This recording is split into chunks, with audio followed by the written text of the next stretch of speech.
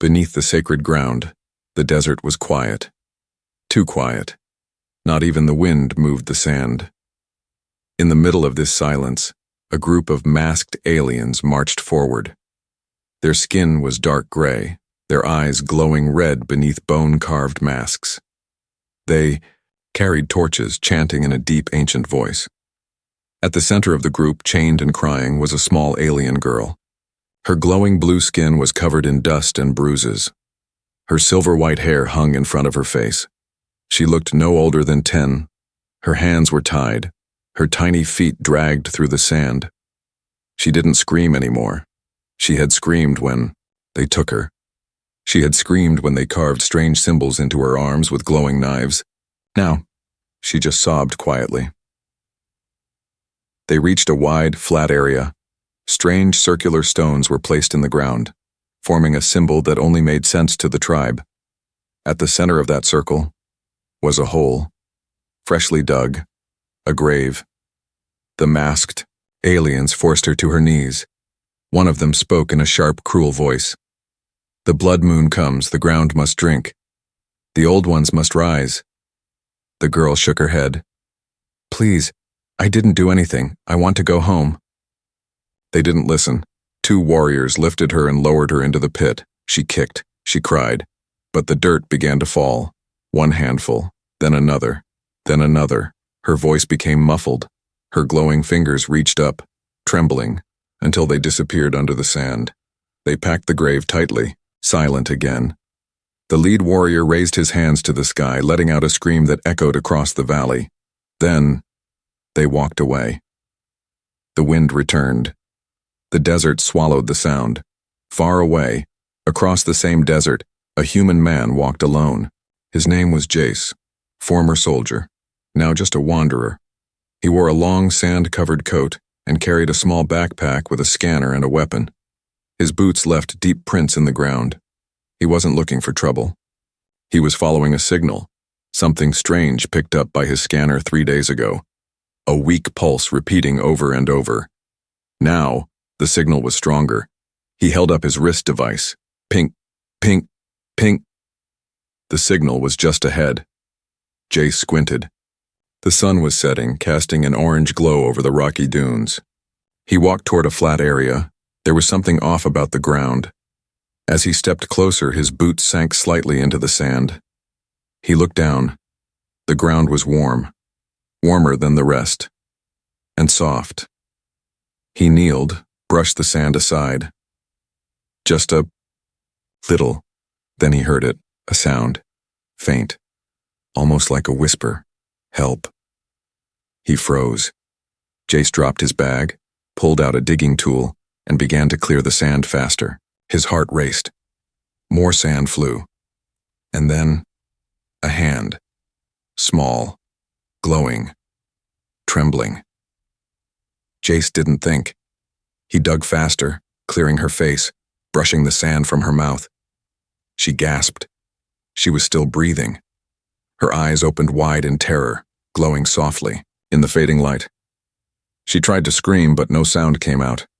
"Easy," Jace whispered. "You're safe now. I got you." He pulled her out gently. She coughed, gripping his coat with her weak fingers. She was shaking. Her body was cold, but she was alive. Jace looked around. "Who did this to you?" The girl didn't answer. She couldn't. He looked down at the symbols on her arms. Glowing red lines, freshly cut.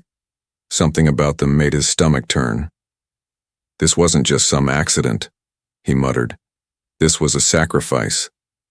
He stood up, holding her in his arms. She was light, too light. The scanner on his wrist started to flash red. Warning, unstable energy. Detected. Jace looked behind him, toward the distant hills. Something had been awakened, and he had just interfered with it. He looked down at the girl. She had passed out again, her chest rising slowly. "I don't know who you are," he said softly, "but I promise. I won't let them take you again." He turned and started walking, and behind him, beneath the sacred ground, something, deep beneath the sand, began to move. The girl with no voice. The wind howled across the desert as Jace pushed through the night. The little alien girl lay still in his arms, her face buried in his chest. She hadn't spoken since he dug her out. Not a single word. Not even a sound. His camp wasn't far, just a hidden shelter beneath a rocky cliff. He reached it and entered, through a metal hatch camouflaged with sand and stone. Inside it was small but warm. A heater hummed in the corner. Old solar lights flickered overhead. Jace laid her gently on the bed. Her skin was ice cold and covered in dust. The glowing lines on her arms still pulsed faintly, like some kind of cursed tattoo. He wiped her face with a damp cloth, careful not to hurt her. She twitched, but didn't wake. He connected his old med scanner and ran it across her body. The results made him frown. Low oxygen, high radiation, nerve damage, malnutrition. Who would do this to a child? She stirred. Her fingers twitched. Her eyes opened slowly. Jace leaned down. Hey, you're safe now. I'm not here to hurt you. Her glowing eyes locked on his face. She looked confused, scared. He reached out a hand. She flinched. It's okay, I'm a human. Name's Jace. Still no reply. He picked up a small handheld translator, a device older than he was, and powered it on. He spoke slowly. Can you understand me? The translator repeated his voice in a soft, alien tone. The girl blinked. She moved her lips, but no sound came out. He handed her a tablet with a simple screen. Try drawing. With shaky fingers, she touched the screen. Her drawing was rough but clear. A figure with long hair. In a pit. Buried. Then, a group of tall creatures with red eyes. Then, a large circle with a strange symbol inside it. The same one that was carved into her arm. Jace stared. A sacrifice. They were trying to feed something, but what? The girl drew again, a countdown. Underneath it, a creature, huge, dark, with glowing red claws. Jace's heart pounded. You're saying they buried you to wake that thing? She nodded slowly, her eyes filled with tears. I don't get it. Why you? She hesitated, then tapped her chest, then pointed to the glowing symbols on her skin. They marked you, he whispered. You're the key. Outside the shelter, the desert trembled. Sand shifted unnaturally. Far away, a thin beam of red light shot into the sky from the burial ground. Jace didn't see it, but he felt it. That night, the girl slept restlessly. Jace sat nearby, his old plasma rifle across his lap. He kept checking the scanner. The warning signs had stopped, but he didn't trust it. He looked at her again. So young, so broken, but alive. He didn't know her name, didn't know her story, but something inside him had already decided. He wasn't letting her go back to that nightmare. The next morning, she woke to the smell of food. Jace handed her a steaming bowl of rehydrated fruit stew. She stared at it, unsure. Eat. It's not poison, he said with a small smile. She picked up the spoon with both hands and ate slowly. Each bite looked like a struggle. Jace watched her. You know, I wasn't planning on being a hero, he said softly. Just wanted some peace, just me in the sand. She paused, looked at him, then reached for the tablet again. She drew 2 stick figures, one tall, one small, holding hands. Jace swallowed. I guess we're stuck together now, huh? She gave the smallest nod. Then for the first time, she wrote one word. Beneath the drawing, Laura. He read it aloud. Laura's, is that your name? She nodded. Nice to meet you, Laura. I'm Jace. He smiled. She tried to smile back, but outside, deep in the earth, the ancient machine had already detected her escape. It had marked her DNA, her soul, her blood, and it was calling the ones who buried her. The blood moon was rising, and it would not be denied. The countdown wasn't for her. The shelter was quiet, but the countdown had already begun. It wasn't on any screen. It wasn't making a sound. But something in the air had changed. Jace stared at the tablet Laura had left on the bed. The symbol she'd drawn, the same one on her arms, wasn't random. He'd seen something like it before. During his old missions near ancient alien ruins on Tehran IV, he tapped his wrist scanner and pulled up old encrypted data from a crashed research base. Files flooded the small screen, forgotten records, warnings, maps. Then he found it, the symbol. Red circle with branching lines inside it. Translation: Core awakening sequence, biological key imprinted. Biological key. Jace's heart sank. She's not just a victim. She is the trigger. Meanwhile, Laura sat quietly on the ground near the heater. Her eyes were locked on her glowing arm. The symbols weren't fading. They were spreading. She touched her neck. It felt warm. Then she felt it. A pulse. Not her heartbeat. Something else.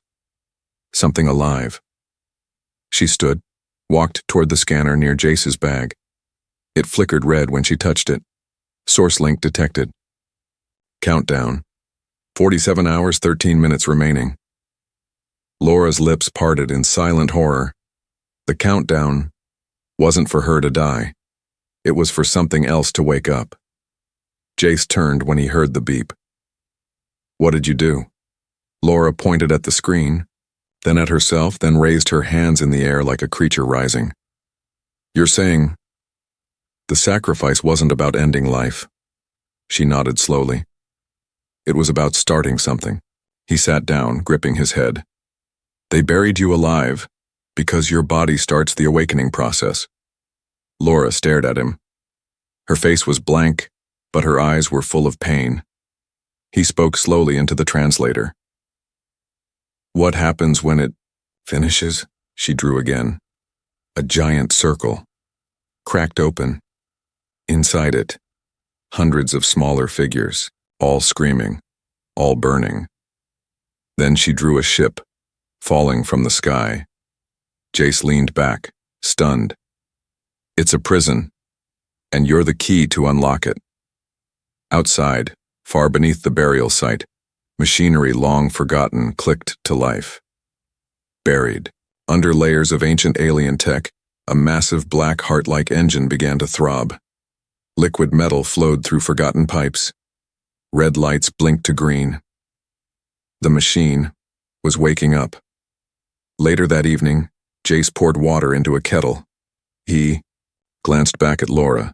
She was curled under a blanket, watching the scanner with wide, glowing eyes. He sighed. So much for a quiet week in the desert. She didn't smile. Not this time. He sat beside her. I don't care what they turned you into, Laura. You're still just a girl.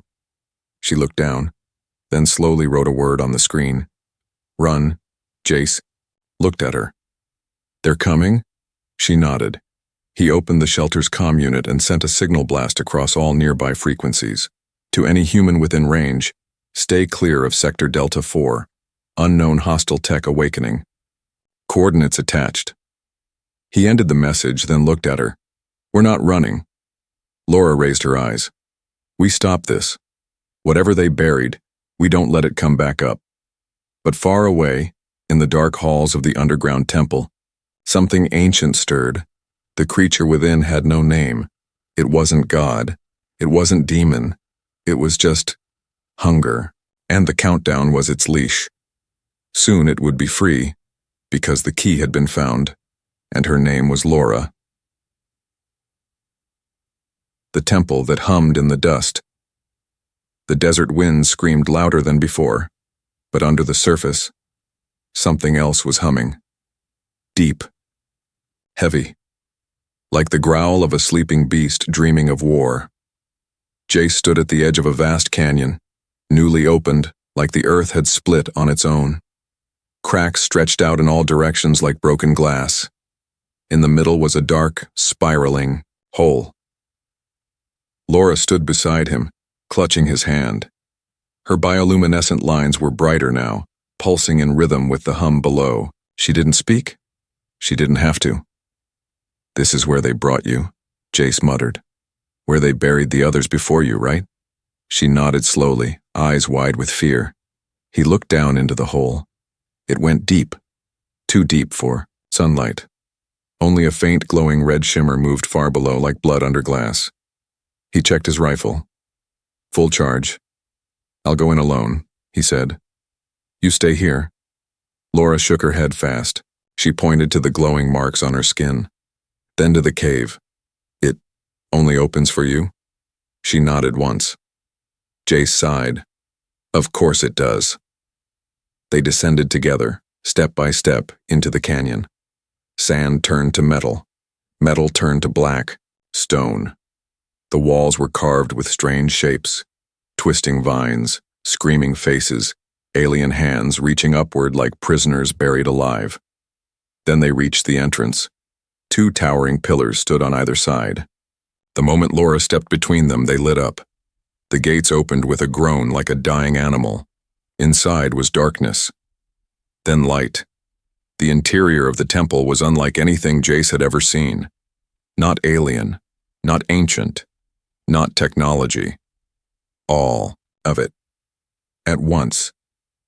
The walls moved like breathing skin, yet held the coldness of steel. Symbols glowed and shifted as if they watched them. The ceiling was impossibly high. Hanging from it were stone cages, bones, skulls. Laura walked forward as if drawn by something. Laura, wait, Jace whispered. But she pointed to the far wall. A massive circular carving, the same symbol, but this one had something new, his name, burned into the stone. Jace, he froze. That's not possible. Laura turned to him confused. I've never been here before, he said. Why is my name on a wall older than this planet's map system? She walked to the symbol and touched it. It responded. A deep voice boomed from above, not in words but in meaning. Key accepted, host detected, prison unlocking. Jace raised his rifle. No, stop! The walls started shaking. Red mist poured from the cracks in the floor. It swirled around Laura's feet. She screamed without sound and fell to her knees. Her glowing marks flared like fire. Laura! Jace ran to her, picked her up. Her skin was burning hot, but her eyes were still open. She pointed toward a stairway, hidden behind the main altar. He ran. Down below was a chamber, quieter than the rest. Cold. Still. In the center was a pod, floating, transparent. Inside was a second child, unmoving. Pale blue skin. A perfect mirror of Laura, her twin. Jace's mouth dropped. There's more of you? But no, it wasn't more. It was her, older, younger, a backup. He didn't know. Then Laura touched the pod, and all the lights in the temple went red. The girl inside opened her eyes and smiled. The mirror that smiled back. The pod cracked open with a hiss. Steam escaped as the glass melted into itself, revealing the girl inside. The same silver hair, the same glowing blue skin, the same markings carved into her arms. But her smile was wrong. It wasn't weak or scared like Laura's, it was sharp. It was knowing, like someone waking from a dream they enjoyed. Jace stepped back. What the hell is this? Laura stood frozen, her breath caught in her throat. Her hand reached toward the clone, or twin, or whatever she was. The second girl stepped out of the pod barefoot. Her eyes locked onto Laura and didn't blink. Then she spoke. Not through sound, but directly into Jace's mind. She was never enough. He flinched. What was that? Laura stumbled backward, clutching her. Had the second girl walked closer. You rescued her, human, but she was the weak half, the soft one. I am what was buried beneath her. Jace raised his rifle. Back away. But the rifle jammed. Static surged through it. His wrist scanner blinked red. Interference. No, signals were going in or out. The girl tilted her head. You think this is about her? She pointed at Laura. She was just the lock. I am the weapon. The chamber lights dimmed as the floor began to glow with an ancient circuit pattern. Strange symbols lit up in a ring around them. Jace! Laura finally screamed. Her voice cracked, full of fear. He grabbed her arm and pulled her behind. Him. What is she? He asked. Laura pointed to the mirror girl, trembling. Then she drew something in the dust with her finger. A broken heart split in two. A part of her, but corrupted. Jace's eyes narrowed. So they didn't just sacrifice. They split your soul. The second girl smirked. They feared her softness, so they tore it out. Locked me down here, buried in tech and metal, but you brought the key. Suddenly she raised her hand and the temple screamed. Walls shook, cages dropped from the ceiling, chains cracked open. From the ground, strange creatures crawled up. Half flesh, half machine. Red eyes, stitched skin, metallic arms, prisoners of the temple, now reborn as guards. Jace's hands tightened around his rifle. We need to get out now. Laura grabbed his coat and nodded fast. She pointed toward a collapsing stairwell. They ran. Behind them, the other Laura laughed. A hollow, echoing laugh that didn't match her young face. You think you can run from me? She shouted. You're the one who woke me, human. You belong to this now. They reached the upper level of the temple. Red lights flickered across the walls. Jace kicked open a sealed door and shoved Laura through it. Outside, the desert was burning red. The canyon pulsed like a heartbeat. Storm clouds gathered above unnaturally fast. Jace looked back. The temple's entrance began to shift, growing, taller, wider, alive. He turned to Laura. What do we do? Laura pulled out the old tablet. Her fingers shook as she drew one thing, a heart, being placed back together. Jace understood. She needs to be whole again. She nodded. But if that means putting you two together, he paused. What happens to you? Laura didn't answer. She just held his hand. Far behind them, the corrupted twin stepped out into the canyon. She looked up at the sky and raised her hand. The countdown hit 0, and from beneath the earth, the ground split wide. And the real awakening began. When the earth remembered his face, the sky split like a scar.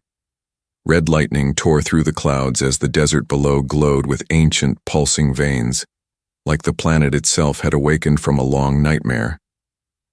Jace stood at the edge of the cracked canyon, shielding Laura behind him. She trembled, her skin glowing brighter with every pulse from the temple. Behind them, the corrupted twin stepped into the light. Her eyes were calm, too calm, like she already knew how this would end. You don't understand, she said quietly, her voice now real, not just inside their heads. I'm not your enemy. I am the cure. Jace gritted his teeth. Then why are you raising an army from a death pit? She didn't answer. Instead, she pointed at him, and the ground beneath Jace's feet responded. Symbols burst to life around his boots, glowing, old, and terrifyingly familiar. The canyon echoed with 1,000 overlapping whispers, all saying one thing. The human has returned. Jace froze. What the? Laura stared at him, eyes wide in shock. She tapped his chest, then pointed to the temple behind them. The corrupted twin stepped closer. You still don't see it, do you? She lifted her hand. A projection shimmered in the air. Old, grainy, holographic. A man stood in the desert. Same coat, same jawline, same eyes. Jace, but older and wrong. He was surrounded by machines. Behind him, cages. Children, blue-skinned. Silent. Who is that? Jace whispered. The twin answered, her voice sharp. That was you. In another cycle. Laura fell to her knees. The glowing lines on her skin darkened like they were bleeding memory. Jace stared at the image, his stomach twisted. That can't be me. The twin stepped forward. You were part of this place long before you thought you crashed here. You helped build it. You helped split her. No, Jace muttered, backing away. You helped create me. The storm howled louder. Jace shook his head. If I did that, if I helped them, then why would I come back? Why save her? The twins smiled faintly. Because even monsters want to undo their sins.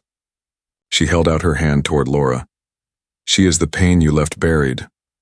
I am the part that remembers. Laura looked up. Her face was wet with tears, but glowing softly. She stepped forward. No. Laura, don't, Jace warned, holding out his arm. But she gently pushed past it and walked toward her mirror self. The canyon shook beneath them. The storm cracked louder. Laura stopped just inches from the corrupted twin. They stared at each other. Then Laura raised her hand and touched her. A blast of white light exploded from between them. Jace shielded his eyes. When the light faded, the two girls were no longer separate. They hovered in the air, one being now, eyes closed, hair glowing silver gold, symbols on her body pulsing evenly. But she was not in pain. She was whole. She slowly floated down and opened her eyes. Jace stepped forward. Laura? She looked at him, then nodded. I remember now, she said softly. Her voice was gentle, yet powerful. I was broken, because you were broken. This world trapped both of us in a loop of guilt. Jace fell to his knees. I didn't mean to. I didn't know. She walked to him and placed her hand on his chest. You came back. That means something. Far beneath the canyon, the machine heart, the ancient engine that fed on souls, began to scream. Its code was rewriting. Its purpose, failing. It had been designed to split, to punish, to cycle pain forever. But now its key was whole, and it couldn't hold her anymore. The earth cracked once more, and from deep below, the ancient power surged upward in one final pulse. Jace grabbed Laura and ran. Behind them, the temple collapsed. The canyon caved in. The machine died with a thunderous cry, like a god losing its last worshiper. Dust rose. Silence returned. And for the first time in 1,000 years, the earth rested. She was born buried, but chose the sky days past. The desert was silent again. No storms, no whispers, no strange hums beneath the sand. The machine was gone. Dead. The temple crushed beneath its own hatred. Whatever it had been, prison, altar, weapon, it could no longer touch the living. At the edge of a quiet cliff, Jace sat beside a small campfire. The flames crackled softly, and his rifle lay beside his pack, untouched. Next to him, Laura, now whole, stared at the stars, not afraid, not trembling, just thinking. Her hair shimmered like moonlight, and the marks on her skin no longer glowed with pain. They were like scars now, quiet, healed. She looked peaceful. Jace broke the silence. Do you remember everything now? Laura nodded once. Not just the pain, but the before they took me, before they split me. My people were explorers, dreamers. Jace stirred the fire. So what happened? Her voice was calm. They found something they couldn't understand. The machine offered them power, promised eternal defense against the outside galaxy, but it needed fuel. She looked down at her hands, and it fed on innocence. Jace clenched his jaw. They used children. They used me, she said. Over and over, in every cycle. But you kept coming back. I don't even remember that version of me. You weren't meant to. She looked at him, eyes soft. But some part of you still chose to save me. That means it wasn't just guilt. It was love. Jace said nothing. A wind swept across the ridge. Laura looked up. I have one final choice. Jace raised an eyebrow. The system is gone, she said. But its seed still exists, buried deep inside other worlds, other machines. I can feel them. You want to destroy them? She shook her head. Not destroy. Heal. Like I was healed. She turned to him. But I can't stay, not if I do this. Jace looked down. The fire's reflection danced in his eyes. You're saying goodbye. I'm saying I'll be everywhere, but not here. Jace picked up a small metal coin from the ground, an old soldier's medallion. He placed it in her hand. I was never good at saving people, he said. But if I saved you, then maybe I did one thing right. Laura smiled, tears in her eyes. You did more than right. That night, under a clear sky, she stood on the highest point of the desert, arms open, hair flying in the wind. Light rose. From her body, not a weapon, not a flare, but something ancient and gentle, like starlight remembering its way home. The earth glowed softly below her feet. The stars above blinked brighter. And then, she was gone, not vanished, ascended. Jay stood for a long time after that, alone, but not empty. Where the canyon once howled with the dead, now only the wind moved through it, clean, soft, free. He turned away, his coat catching the breeze, and behind him, carved into a stone by small glowing hands, were words in soft alien script. Translated, they read, buried by fear, freed by love, chosen by her own will.